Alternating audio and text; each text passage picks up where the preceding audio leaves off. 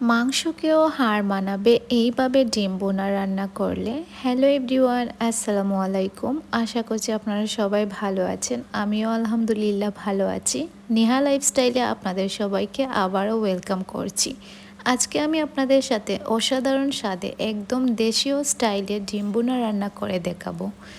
তো দেরি না করে চলুন শুরু করা যাক। ডিম বোনা তো আমরা অনেকেই অনেকভাবে করে থাকি, কিন্তু আমার এই স্টাইলে যদি আপনারা ডিম বোনা রান্না করেন, আমি গ্যারান্টি দিয়ে বলবো অতিথি আপ্যায়নে ওরা ওদের মন খুব সহজেই জয় করতে পারবেন।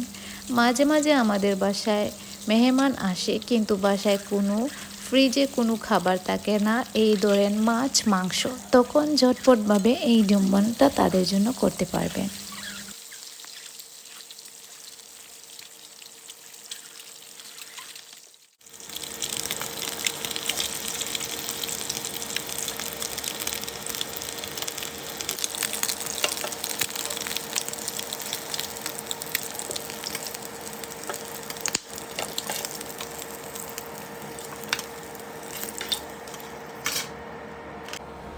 দেখতেই পারছেন ডিমগুলা কি সুন্দরভাবে ফ্রাই হয়েছে।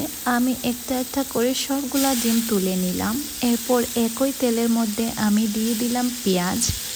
তেল একটু বেশি গরম হওয়ার পরে একটু লালচে হয়ে গিয়েছে, কিন্তু আমি পেঁয়াজ দেওয়ার পর হালকা একটু নাড়াচাড়া করলে একদম ঠিক হয়ে যাবে। খুব সুন্দর একটা ব্রাউনিশ কালার চলে এসেছে। তো আমার ডিমগুলো খুব সুন্দরভাবে ভাজা ভাজা হয়েছে।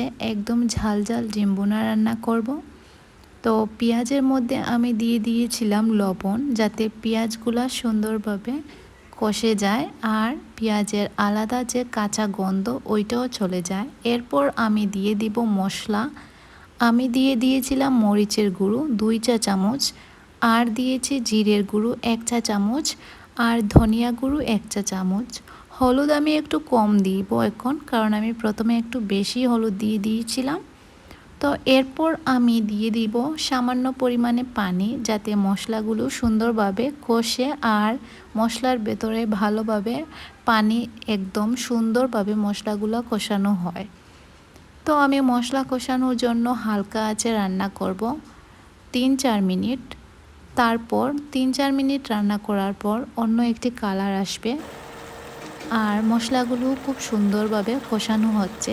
যত বেশি কষাবেন তত বেশি স্বাদ হবে।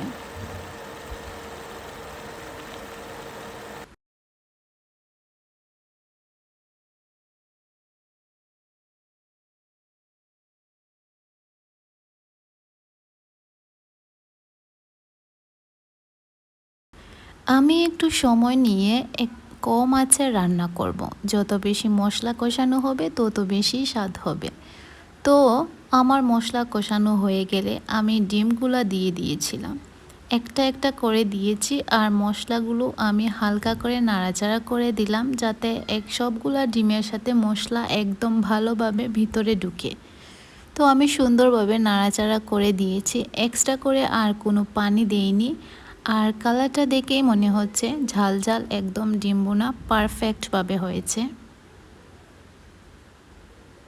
চুলায় একটু কম আছে, আমি একটু পর পর নেড়ে ছেড়ে দিচ্ছিলাম। কম আঁচে রান্না করলে তলানিতে লেগে থাকার কোনো ভয় থাকে না। এছাড়াও যদি একটু পরপর নেড়ে ছেড়ে দেওয়া হয়, মশলা আর ডিম একই সাথে মিক্সড হয়ে যায়। তাই আমি বারবার একটু পরপর নেড়ে দিচ্ছিলাম। এই তো আমার রান্নাটা কমপ্লিট হয়ে গিয়েছে। আমি এরপর চুলাটা অফ করে দিয়েছি। স্বাদ মতো লবণ আর মরিচ সব কিছু ঠিকঠাক দেখে তারপর চুলা থেকে নামিয়ে ফেললাম। এই তো কেমন হয়েছে আমার রান্নাটা আপনারাই বলেন।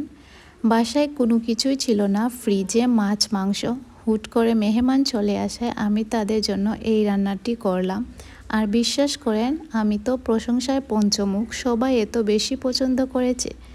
তো আপনারা যারা আমার এই রেসিপিটি ফলো করে বাসায় রান্না করবেন, অবশ্যই আপনারা সবাই প্রশংসায় পঞ্চমুখ হবেন। তো যারা যারা আমার এই ফুল ভিডিওটি দেখেছেন, ভালো লেগে থাকলে অবশ্যই একটি লাইক, কমেন্ট, ফলো আর সাবস্ক্রাইব করতে ভুলবেন না।